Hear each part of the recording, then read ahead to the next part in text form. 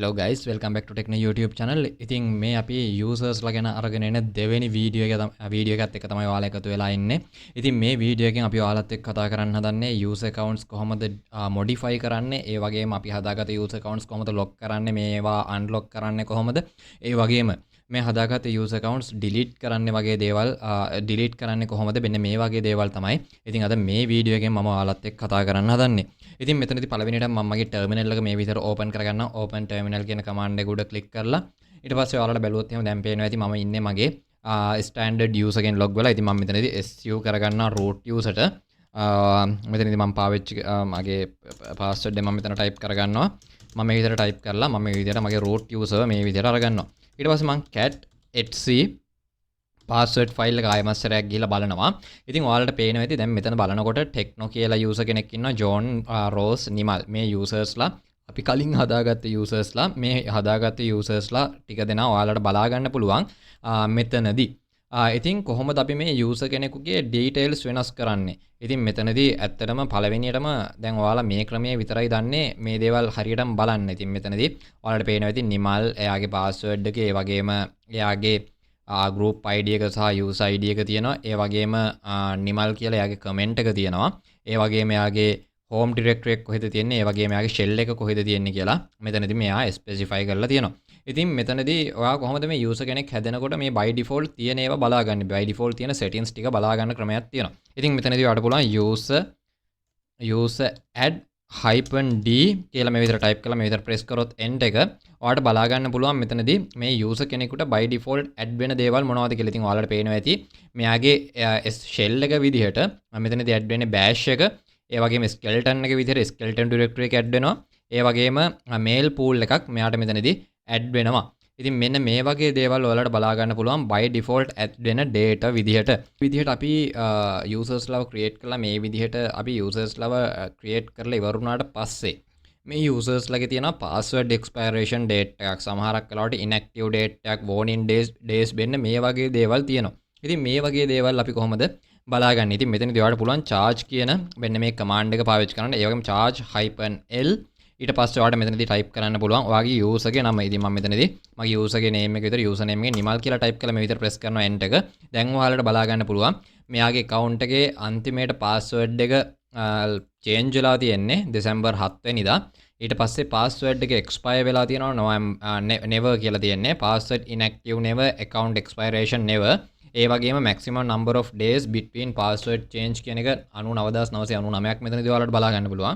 ඒ වගේම number of days ගාන 7ක් විදිහට තියන්න පුළුවන්. ඉතින් මෙතනදී ඇත්තටම ඔයාලගේ මේවා by default තිබුණාට කිසිම ගැටලුවක් නැහැ.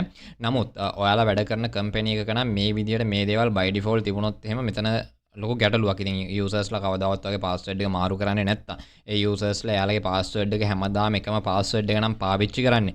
ඔයාව ගොඩක් වෙලාවට brute force එහෙම නැත්නම් dictionary වගේ attacks වලට අහු වෙන්න පුළුවන් අවදානම ගොඩක් වැඩි. ඉතින් ඒක නිසා අපි ගොඩක් වෙලාවට මෙන්න මේ policies set කරනවා users ලට එයාලා create කරනකොට.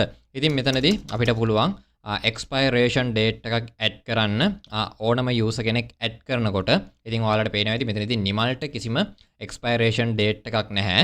හැබැයි මම මෙතනදී expiration date එකක් add කරනවා. අලුතෙන් user කෙනෙක් හදනවා user add කියන command එක පාවිච්චි කරලා -h කියලා. මෙතනදී ඔයාලට බලා ගන්න පුළුවන් මේ user add කියන command එක පාවිච්චි කරලා ඔයාලට කරන්න පුළුවන් දේවල් මොනවද කියන එක. ඉතින් මෙතනදී ඔයාලා user add කියන command එක type කරලා -h කියලා මේ විදිහට type කරොත් එහෙම ඔයාලට සම්පූර්ණ list එකක් බලා ගන්න පුළුවන් මෙන්න මේ user add කියන command එක පාවිච්චි කරලා ඔයාලට කරන්න පුළුවන් දේවල් මොනවද කියන එක. ඉතින් ඔයාලට පේනවා ඇති මෙතනදී -e කියලා මම type කරොත් මට පුළුවන් expire date එකක් set කරන්න මම මේ create කරන user account එකට. ඉතින් මම මෙතනදී user add -e ඊට පස්සේ මම මෙතනදී type කරනවා 2024 පළවෙනි මාසේ 10 වෙනිදා තමයි මෙයාගේ expiration date එක විදිහට මම set කරන්නේ. මම මේ user නමක් දෙනවා ලක්මාල් කියලා. ලක්මාල් කියලා මේ විතර නමක් දීලා මම විතර press කරනවා enter එක. ඉතින් ඔයාලට පේන්නේ නැති දැන් අපේ command එක execute වුණා සාර්ථක විදිහට. ඊට පස්සේ මම මෙතනදී charge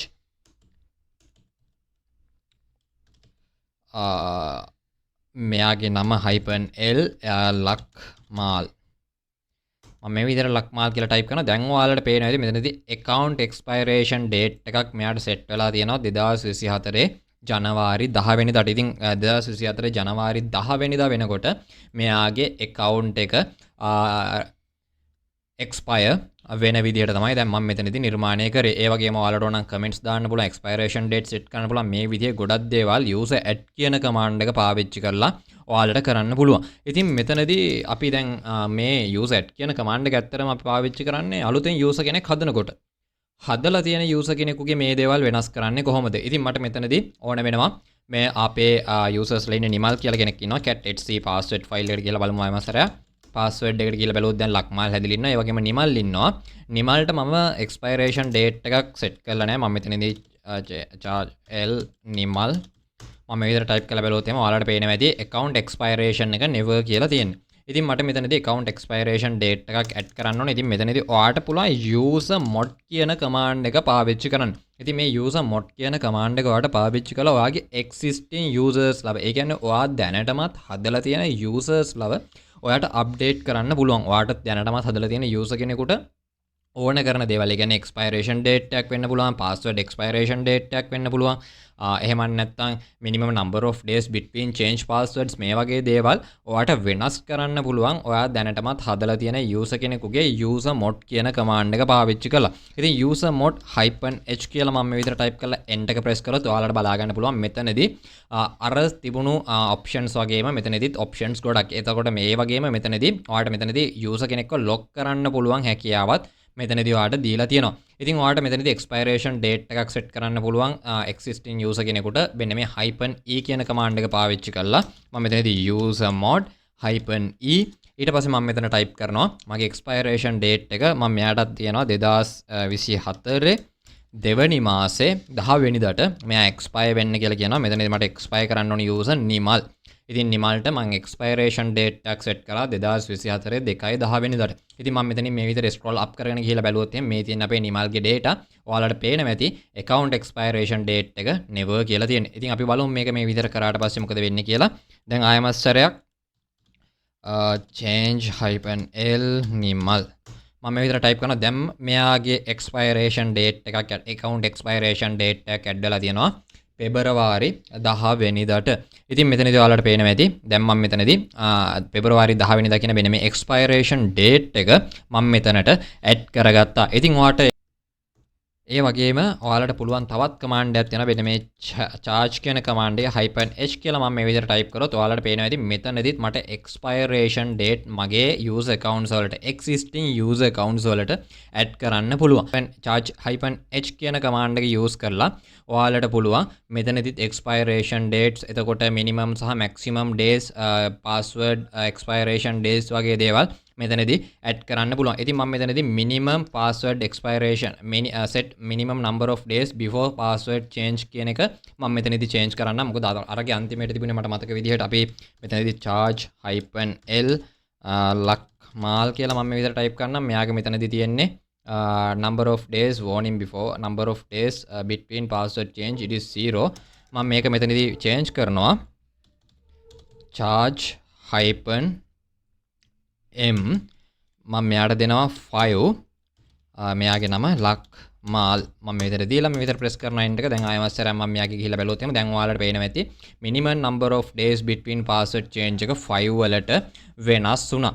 ඉතින් මෙතනදී මෙයා 5 කියලා මේක වෙනස් කරගත්තා. ඉතින් අපිට මේ විදිහට අපේ users ලගේ settings existing users ලගේ settings අපිට ඕන විදිහකට මෙතනදී හදා ගන්න පුළුවන්. ඉතින් ඔයාලට පේනවා ඇති මෙතනදී number of warning before password expiration කියලා එකක් තියෙනවා. ඉතින් ඔයාලට මෙතනදී මේකත් ඕන නම් වෙනස් කරන්න පුළුවන්. charge -h ඉතින් ඔයාලට බලා ගන්න පුළුවන් මෙතනදී warning date එක තියෙනවා. warn days ගන්න කොච්චරද කියන එක. ඉතින් මම මෙතනදී charge -w capital W ඊට පස්සේ මම මෙයාට ස්පෙસિෆයි කරනවා 3 කියලා. මෙයාත් ලක්මාල් මම මේ විදිහට press කරනවා enter එක. දැන් charge -l ලක්මාල් කියලා මම මෙහෙම type කරනවා. දැන් ඔයාලට පේනවා ඉතින් number of days warning before password expiration කියන එක දවස් 3කට මෙතනින් අඩු වෙලා තියෙනවා. ඉතින් අපිට මෙන්න මේ විදිහට අපිට පුළුවන් අපේ users ලව manage කරන්න එහෙම නැත්නම් update කරන්න මෙන්න මේ existing users ලව අපි හදලා තියෙන users ලව charge සහ user mod කියන commands දෙක පාවිච්චි කරලා ඊළඟට අපි කතා කරන්න ඕන දෙයක් තමයි අපි හිතමු කම්පැනි එකක් ඔයා කරගෙන යනවා. ඔයයි කම්පැනි එකේ කවුරුම හරි යූසර් කෙනෙක් unauthorized වැඩක් එහෙම නැත්නම් මොකක් හරි illegal දෙයක් ඔයාගේ කම්පැනි එක ඇතුලේ කරනවා. ඉතින් මෙතනදී ඔයාට මේ employee ගේ account එක delete කරන්න බෑ. හැබැයි මෙතනදී ඔයාට ඕන වෙනවා මේ employee ගේ account එක lock කරන්න. ඉතින් අපි කොහොමද employee කෙනෙකුගේ account එකක් lock කරන්න කියලා බලමු. ඉතින් මම මෙතනදී su nimal කියලා type කරන්නම්. මම මෙතන nimal කියලා type කරනවා. ඔයාලට පේනවා ඇති මෙතනදී මම root user එකෙන් ඉන්න නිසා මෙයා password සහන්නේ කෙලින් මෙයා log කරගත්තා nimalට. ඒ වුණාම standard user කෙනෙකුගෙන් මෙතන ගියා නම් එයා අනිවාර්යයෙන්ම password එක අහනවා මෙතනදී log වෙනකොට. ඉතින් මම දැනට ඉන්නේ root user කෙන නිසා මගෙන් password එක අහන්නේ නැහැ switch වෙනකොට. හැබැයි ඔයා standard user කෙනෙකුගෙන් නම් ඉන්නේ එයා අනිවාර්යයෙන්ම ඔයාගෙන් password එක අහනවා. ඉතින් ඒක නිසා එතකොට ඔයා නිමල්ගේ password එක දීලා ඔයාට log වෙන්න පුළුවන්. මම මෙතනදී exit වෙනවා මගේ normal user කෙනෙකුට standard user කෙනෙකුට. ඊට පස්සේ මම මෙතන type කරනවා su nimal කියලා.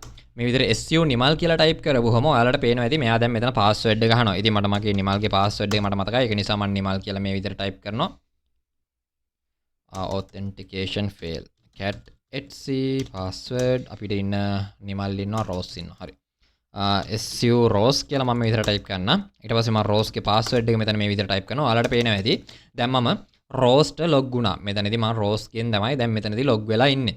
ඉතින් මෙතනදී මේ rose කියන එකනා illegal වැඩක් කරලා මොනවා හරි දෙයක්. ඉතින් company එක ඇතුලේ දැන් මෙයාව ඔයාට block කරන්න ඕන. එහෙම නැත්නම් lock කරන්න ඕන. මෙයාගේ user account එක මේක ඇතුලේ පාවිච්චි වෙන එකව නතර කරන්න ඕන. ඉතින් මම මෙතනදී iMaster එක exit වෙලා මම මගේ Techno user ටම එනවා. මගේ general user ට මම මෙතනට ඇවිල්ලා මම මෙතන type කරනවා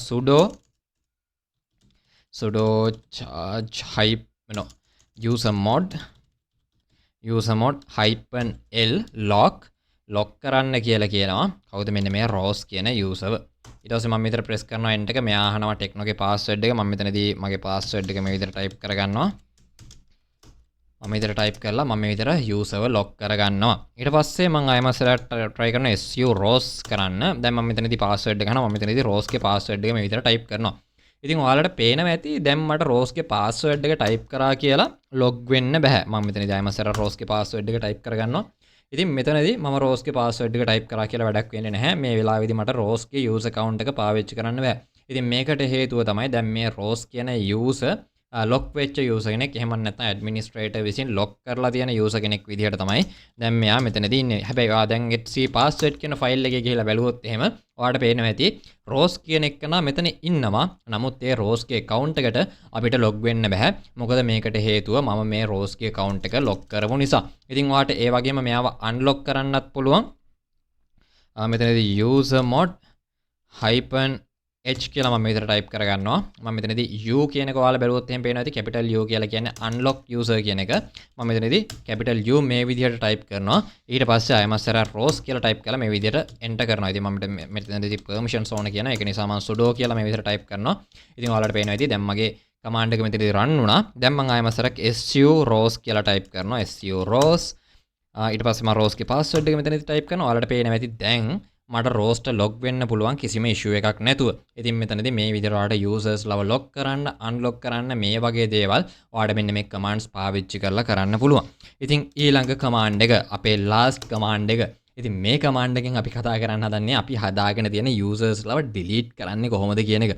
ඉතින් ගොඩක් අයට තියෙන ප්‍රශ්නයක් අපි දැන් users ලා ගොඩක් හදාගත්තා users ලා edit කරන්නත් දන්නේ. හැබැයි අපි තාමත් delete කරන්න දන්නේ නැහැ. ඉතින් මෙතනදී මේ section එකේ අපි ඔයාලත් එක්ක කතා කරන්න හදන්නේ users ලව delete කරන්නේ කොහොමද කියන එක. ඉතින් මෙතනදී ඔයාලට පුළුවන් user del කියන command එක පාවිච්චි කරන්න. ඉතින් user del ඊට පස්සේ මම මෙතනදී type කරනවා user del ඊට පස්සේ user ගේ නම අපි හිතමු මෙතනදී මට nimal කියන එකනාව delete කරන්න ඕන. මම මෙතන type කරනවා user del nimal කියලා type කරලා මේ විදිහට enter කරනවා. ඔයාලට පේන්නේ නැති මෙතනදී මෙයා කියන මගේ permissions නැහැ කියලා. ඒක නිසා මම sudo එක run කරන්න ඕන. ඉතින් මම මෙතනදී ටිකක් වෙනස් ක්‍රමයක් පාවිච්චි කරනවා sudo x space exclamation. ඉතින් මේකේ තේරුම අර කලින් command එක run කරන්න sudo කියන එක use කරලා කියන එක තමයි මේකේ තේරුම. කියන්නේ sudo කියන එක use කරලා කලින් command එක run කරන්න කියන එක තමයි මෙතනදී මේ කියන්නේ. ඉතින් මම මෙතනදී මේක press කරනවා මේ විදිහට ent එක. මෙයා මෙතනදී rows ගේ password එක ගහන්නේ. ඇත්තටම මෙතනදී අපිට rows ගෙන් sudo commands run කරන්න බෑ. ඒකට හේතුව මෙයා අපි vi sudo file එකට එහෙම නැත්නම් wheel group එකකට add කරලා නැහැ. ඒ වගේම මෙයාට sudo permissions, ඒ කියන්නේ root permissions කිසිම එකක් දීලා නැහැ. මම මෙතනදී rows කියලා type කරාට වැඩක් වෙන්නේ නැහැ. මෙතනදී rows කියලා මේ විතර මෙයාගේ password එක type කරන්න. එයා කියනවා rows is not in the sudoverse file. This incident will be reported කියලා කියනවා. ඉතින් මෙයා sudoverse file එකේ නැති නිසා අපිට මෙන්න මේ rows ගෙන් users ලව delete කරන sudo commands run කරන්න බෑ. ඉතින් ඒක නිසා මම exit වෙලා IMSR techno එකට එනවා. මම මෙතන ඉඳන් type කරනවා sudo userdel නිමල් කියලා. දැන් මම මේ විදිහට type කරලා මෙතන press කරනවා enter එක. ඔයාලට පේන්න ඇති දැන් ඒක run වුණා command එක etc password කියලා මම මේ විදිහට type කරලා press කරනවා enter එක. දැන් ඔයාලා බැලුවොත් එහෙම පේනවා ඇති දැන් අපේ නිමල් කියන user අපේ password file etc password file එකෙන් delete වෙලා තියෙනවා. හැබැයි මේ විදිහට delete කරවුවම පොඩි ප්‍රශ්නයක් අපිට තියෙනවා. ඉතින් මම මෙතනදී cd/home කියලා ගහලා මමගේ home directory එකට යනවා.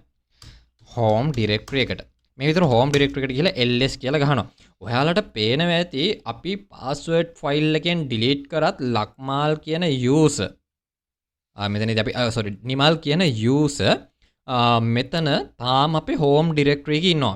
මෙයාගේ home directory එක delete කරගෙන නැහැ. අපි user account එක delete කරා කියලා වුණාට මෙයා මෙතනදී මෙයාගේ home directory එක delete කරගෙන නැහැ. ඉතින් මේක ලොකු ගැටලුවක්. ඉතින් එතකොට අපි වෙන user කෙනෙක් delete කරනකොට අපි වෙන්න මේ user del කියන command එකත් එක්ක මම මෙතනදී hyphen h එක ගහන්න වෙන්න මේ force remove කියන commands දෙක. ඉතින් මෙතනදී forcefully remove කරන්න rf remove forcefully ඊට පස්සේ නිමල් කියලා මම මේ විදිහට type කරනවා. මම මේ විදිහට නිමල් කියලා type කරාම දැනට මෙයා කියනවා මේ user does not exist කියලා. මේකට හේතුව මම මෙයාව කලින්ම delete කරමු නිසා. හැබැයි ඔයාලට පේනවා ඇති තාමත් මේ නිමල්ගේ profile එක මෙතන තියෙනවා. ඒ කියන්නේ profile එක මෙතන තියෙනවා. ඔයාලට manually තමයි මෙයාව delete කරන්න වෙන්නේ. ඒක නිසා මම මෙතනදී වෙන user කෙනෙක්ව delete කරනවා. rows කියන user rows නෙමෙයි. මම මෙතනදී ලක්මාල් කියන userව delete කරනවා.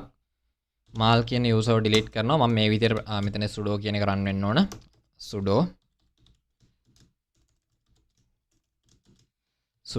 මම ඉතර sudo කියන එක run කරලා මම මෙතනදී මේ userව delete කරගත්තා. දැන් මම cat etc password කියන file එකට ගිහලා බැලුවොත් දැන් ඔයාලට පේනවා ඇති ලක්මාල් කියන user delete වෙලා ඉන්නේ. ඉතින් මම මෙතනදී home directory එකේ ඉඳන් ls කියලා type කරොත් ඔයාලට පේනවා ඇති දැන් home directory එකේනොත් ලක්මාල් කියන userව delete වෙලා තියෙනවා. ඉතින් මෙතනදී අපි user කෙනෙක් delete කරනවා නම් අපි user del කියන command එක නිකම්ම පාවිච්චි කරලා user name එක පාවිච්චි කරන්න අපි මෙතනදී කියනවා delete කරන්න forcefully කියලා. ඉතින් මෙතනදී remove කරන්න forcefully කියලා ඊට පස්සේ මම කියනවා user account එකේ නම. ඉතින් මට මෙතනදී john කියන userවත් delete කරන්න ඕන කියලා හිතමුකෝ. මම මෙතනදී john කියන userවත් මේ විදිහට delete කරනවා. john කියන userවත් delete කරලා දැන් cat etc password කියන ෆයිල් එක ඇතුළට යනවා. දැන් ඔයාලට පේනවා ඇති john කියන userත් මගේ etc ෆයිල් එකෙන් delete වෙලා තියෙනවා. cat etc ෆයිල් එකෙන් delete වෙලා තියෙනවා. ඊට පස්සේ මම මෙතන ls කියලා ගැහුවොත් එහෙම ඔයාලට පේනවා ඇති දැන් john කියන user ගේ profile එකත් අපේ home directory එකෙන් delete වෙලා තියෙනවා. ඉතින් මෙන්න මේ විදිහට ඔයාලට පුළුවන් user profiles delete කරන්න. අපි ඊළඟ section එකෙන් කතා කරමු Linux groups ගැන. හැමෝටම සුබ දවසක්.